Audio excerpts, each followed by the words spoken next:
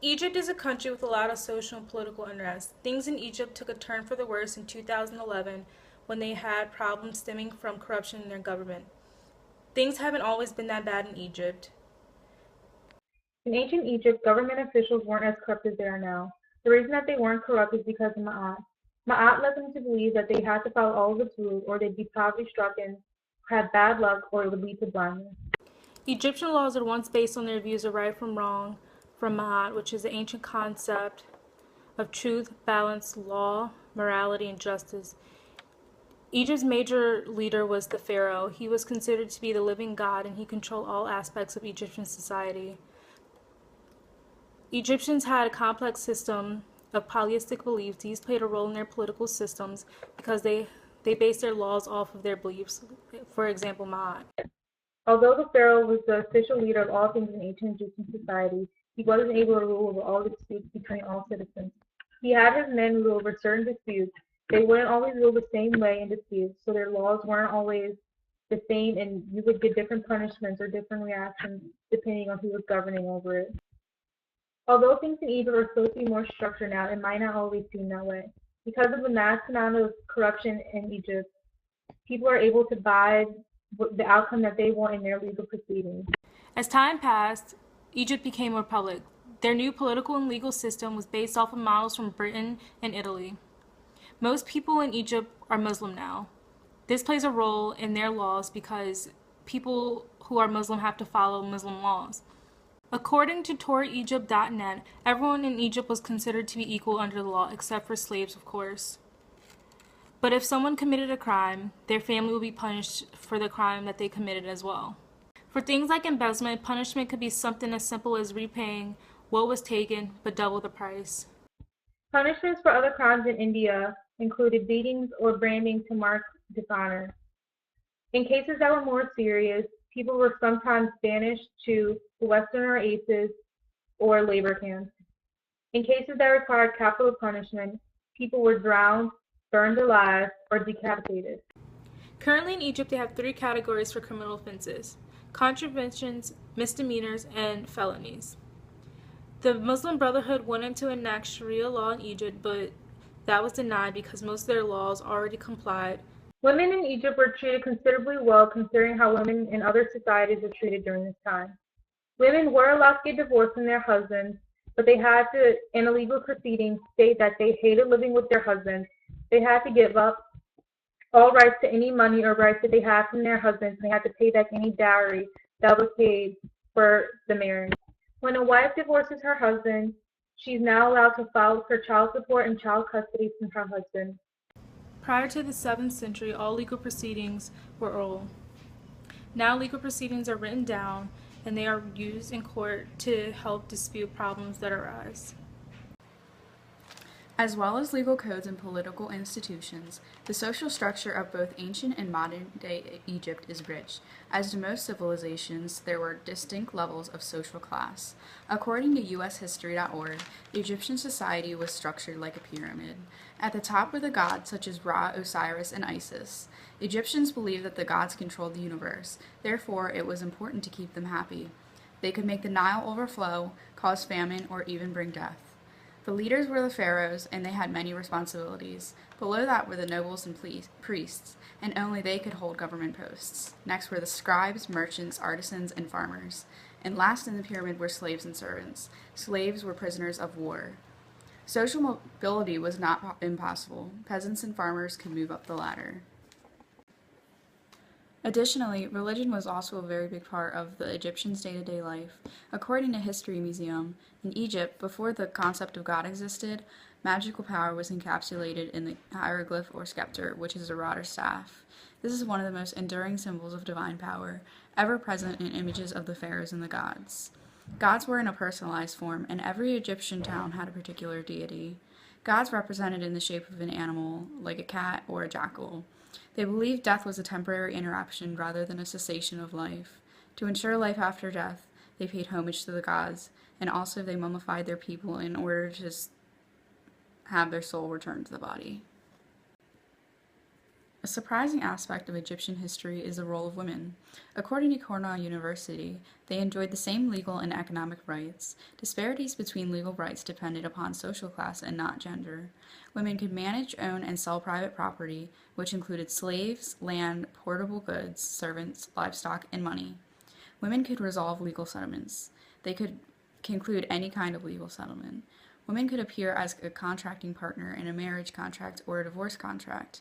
They could execute testaments, they could free slaves, and they could make adoptions. Women were entitled to sue at law. The amount of freedom was at variance with that of the Greek women, who required a designated male called a kurios to represent or stand for her in all legal contracts and proceedings. This male was her husband, father, or brother. Art and music was a large part of Egyptian culture. The pyramids were great monuments and tombs for the kings. Depicted in tomb and temple drawings are scenes of everyday living, models of people and animals, glass figures and containers, and jewelry made from gold and semi-precious stones. Religion was often the subject of Egyptian literature. Prayers and hymns were written in praise of the gods. The most important book was the Book of the Dead. This book contained over 200 prayers and magic formulas that taught the Egyptians how to reach a happy afterlife. The Egyptians also wrote stories, fairy tales, myths, love stories, poems, proverbs, and quotes. Unfortunately, Egypt has a few current political problems. Widespread Middle East unrest in 2000 loosed grievances against the 30-year autocratic rule of President Hosni Mubarak, who was ousted following a dramatic period of protests that became a watershed moment in the Arab Spring. The upheaval paved the way for the country's first free parliamentary elections, in which the Muslim Brotherhood leader Mohamed Morsi was elected president. Subsequent protests against Morsi's authoritarianism led to a 2013 military coup and the election of former General Abdel Fattah el-Sisi as president in 2014. Additionally, there has been political violence in 2014. The 2014 military takeover is making the government more oppressive, and in December 2014, 6 protesters were killed. January the 25th, 2011, the Arab Spring spreads to Egypt with a day of rage. Freedom! And we're gonna take our freedom! We saw something I've never seen before, a phalanx of men on horseback and on camels. And they charged through from the pro-regime side directly into the opposition. After 18 days of violence, celebrations as it was announced President Hosni Mubarak's 30-year rule had come to an end. President Mohamed Hosni Mubarak has decided to step down as president of Egypt.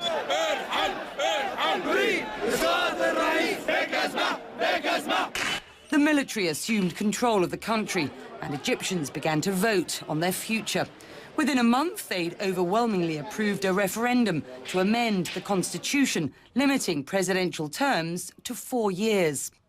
In November, parliamentary elections were held, with Islamist parties ultimately winning about 70% of seats.